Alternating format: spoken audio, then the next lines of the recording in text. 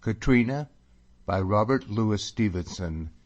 Chapter 1. A Beggar on Horseback. The 25th day of August, 1751, about 2 in the afternoon, I, David Balfour, came forth of the British Linen Company, a porter attending me with a bag of money, and some of the chief of these merchants bowing me from their doors. 2 days before, and even so late as yesterday morning, I was like a beggar man by the wayside, clad in rags, brought down to my last shillings, my companion a condemned traitor, a price set on my own head for a crime with the news of which the country rang. Today I was served heir to my position in life, a landed laird. A bank porter by me carrying my gold, recommendations in my pocket, and, in the words of the saying, the ball directly at my foot. There were 2 circumstances that served me as ballast for so much sail. The first was the very difficult and deadly business I had still to handle. The second, the place that I was in. The tall, black city, and the numbers and movement and noise of so many folk, made a new world for me, after the moorland braes, the sea sands, and the still countrysides that I had frequented up to then. The throng of the citizens in particular abashed me. Rankelour's son was short and small in girth. His clothes scarcely held on me, and it was plain I was ill qualified to strut in the front of a bank porter. It was plain, if I did so, I should but set folk laughing, and, what was worse in my case, set them asking questions. So that I behooved to come by some clothes of my own, and in the meanwhile to walk by the porter's side and put my hand on his arm as though we were a pair of friends. At a merchant's in the Luckin booths I had myself fitted out, none too fine, for I had no idea to appear like a beggar on horseback, but comely and responsible, so that servants should respect me. Thence to an armourer's, where I got a plain sword, to suit with my degree in life. I felt safer with a weapon, though, for one so ignorant of defence, it might be called an added danger. The porter, who was naturally a man of some experience, judged my accoutrement to be well chosen. "Naething can speckle," said he, "plain darken class. For as for the rapier, neither dought it receipts with your degree, but had it been you, I would have weared my serial better against than that." And he proposed I should buy winterhosen from a wife in the Cowgate back that was a cousin of his own, and made them extraordinaire endurable. But I had other matters on my hand more pressing. Here I was in this old black city, which was for all the world like a rapid warren, not only by the number of its indwellers, but the complication of its passages and holes. It was indeed a place where no stranger had a chance to find a friend, let be another stranger. Suppose him even to hit on the right close, people dwelt so thronged in these tall houses, he might very well seek a day before he chanced on the right door. The ordinary course was to hire a lad they call a caddy, who was like a guide or pilot, led you where you had occasion, and, your errands being done, brought you again where you were lodging. But these caddies, always being employed in the same sort of services, and having it for obligation to be well informed of every house and person in the city, had grown to form a brotherhood of spies. And I knew from tales of Mr. Campbell's how they communicated one with another, what a rage of curiosity they conceived as their employer's business, and how they were like eyes and fingers to the police. It would be a piece of little wisdom, the way I was now placed, to take such a ferret to my tales.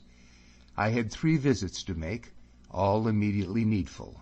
To my kinsman, Mr. Balfour of Pilrig, to Stewart the writer, that was Appin's agent, and to William Grant, Esquire, of Preston Grange, Lord Advocate of Scotland. Mr. Balfour's was a non-committal visit, and besides, Pilrig being in the country, I made bold to find the way to it myself, with the help of my 2 legs and a Scots tongue. But the rest were in a different case. Not only was a visit to Appin's agent, in the midst of the cry about the Appin murder, dangerous in itself, but it was highly inconsistent with the other. I was like to have a bad enough time of it with my Lord Advocate Grant, the best of ways, but to go to him hot-foot from Appin's agent was little likely to mend my own affairs, and might prove the mere ruin of friend Allan's. The whole thing, besides, gave me a look of running with the hare and hunting with the hounds that was little to my fancy. I determined, therefore, to be done at once with Mr. Stewart and the whole Jacobitical side of my business, and to profit for that purpose by the guidance of the porter at my side. But it chanced that I had scarce given him the address when there came a sprinkle of rain. Nothing to hurt, only for my new clothes, and we took shelter under a pen at the head of a close or alley. Being strange to what I saw, I stepped a little farther in. The narrow paved way descended swiftly. Prodigious tall houses sprang up on each side and bulged out one story beyond the other as they rose. At the top only a ribbon of sky showed in.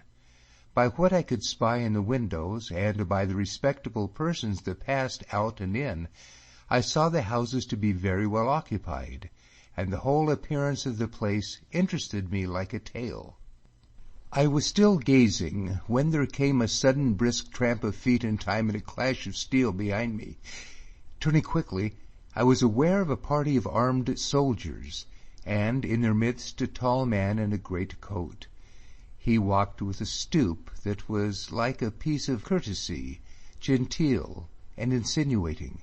He waved his hands plausibly as he went, and his face was sly and handsome. I thought his eye took me in, but could not meet it. This procession went by to a door in the close, which a serving man in a fine livery set open, and two of the soldier lads carried the prisoner within, the rest lingering with their firelocks by the door. There can nothing pass in the streets of a city without some following of idle folk and children. It was so now, but the more part melted away incontinent until but three were left. One was a girl. She was dressed like a lady, and had a screen of the Drummond colours on her head, but her comrades, or I should say followers, were ragged gillies, such as I had seen the matches of by the dozen in my Highland journey. They all spoke together earnestly in Gaelic, the sound of which was pleasant in my ears for the sake of Allan. And though the rain was by again, and my porter plucked at me to be going, I even drew nearer where they were to listen. The lady scolded sharply, the others making apologies and cringing before her, so that I made sure she was come of a chief's house. All the while the three of them sought in their pockets, and by what I could make out, they had the matter of half a farthing among the party, which made me smile a little to see all Highland folk alike for fine obeisances and empty sporns. It chanced that the girl turned suddenly about, so that I saw her face for the first time.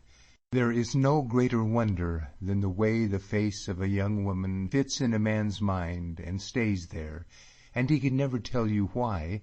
It just seems that it was the thing he wanted. She had wonderful bright eyes like stars, and I dare say the eyes had a part in it, but what I remember the most clearly was the way her lips were a trifle open as she turned. And whatever was the cause, I stood there staring like a fool. On her side, as she had not known there was anyone so near, she looked at me a little longer, and perhaps with more surprise than was entirely civil. It went through my country head that she might be wondering at my new clothes. With that I blushed to my hair, and at the sight of my colouring it is to be supposed she drew her own conclusions, for she moved her gillies farther down the close, and they fell again to this dispute, for I could hear no more of it. I had often admired a lassie before then, if scarce so sudden and strong, and it was rather my disposition to withdraw than to come forward, for I was much in fear of mockery from the womenkind. You would have thought I had now all the more reason to pursue my common practice, since I had met this young lady in the city street, seemingly following a prisoner, and accompanied by two very ragged, indecent-like Highlandmen. But there was here a different ingredient. It was plain the girl thought I had been prying in her secrets, and with my new clothes and sword, and at the top of my new fortunes, this was more than I could swallow. The beggar on horseback could not bear to be thrust down so low, or, at least of it, not by this young lady. I followed accordingly, and took off my new hat to her the best that I was able. "Madam," I said, "I think it is only fair to myself to let you understand that I have no Gaelic. It is true I was listening, for I have friends of mine own across a Highland line, and the sound of that tongue comes friendly. But for your private affairs, if you had spoken Greek, I might have had more guess at them." She made me a little distant curtsy. "There is no harm, then," she said, with a pretty accent, most like the English, but more agreeable. "A cat may look at a king." "I do not mean to offend," said I. "I have no skill of city manners. I never before this day set foot inside the doors of Edinburgh.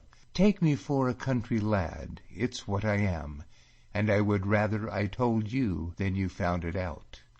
"Indeed, it will be a very unusual thing for strangers to be speaking to each other in the causeway," she replied. "But if you are landward bred, it will be different. I am as landward as yourself. I am Highland, as you see, and think myself the farther from my home." "It is not yet a week since I passed the line," said I.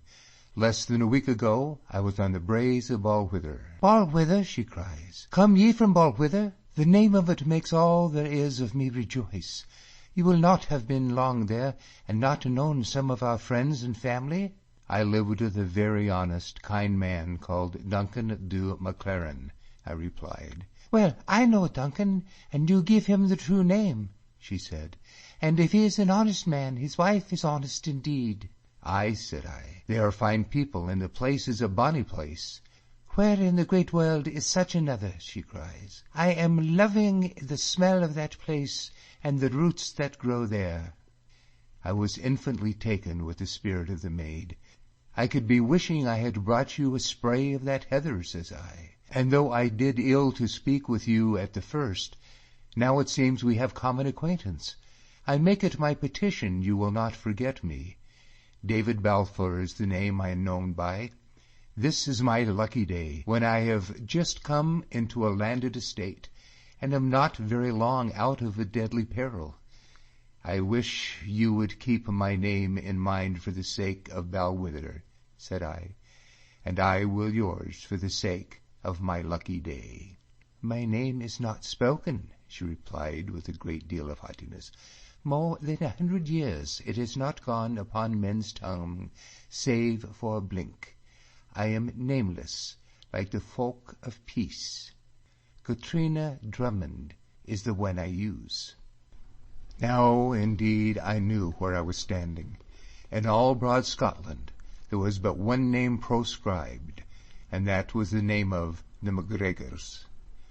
Yet, so far from fleeing this undesirable acquaintancy, I plunged the deeper in.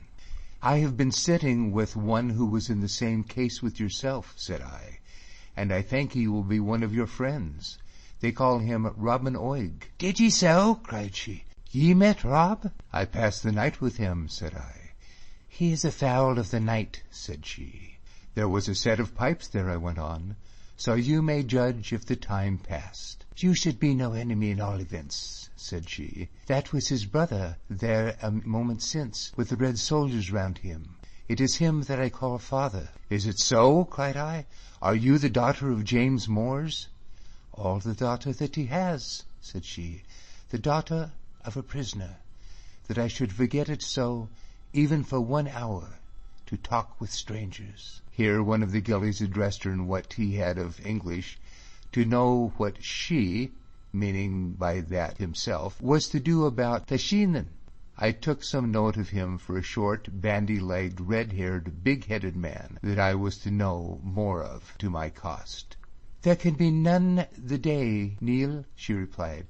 "How will ye get Sheenson wantin' siller? I will teach you another time to be more careful, and I think James Mall will not be very well pleased with Neil of the Tom. Miss Drummond, I said, I told you I was in my lucky day. Here I am, and a bank porter at my tail, and I remember I have had the hospitality of your own country a ball wither. It is not one of my people gave it, said she. Ah, well, said I, but I am owing your uncle at least for some springs upon the pipes. Besides which, I have offered myself to be your friend, and you have been so forgetful that you did not refuse me in the proper time. If it had been a great sum, it might have done you honor, said she, but I will tell you what this is.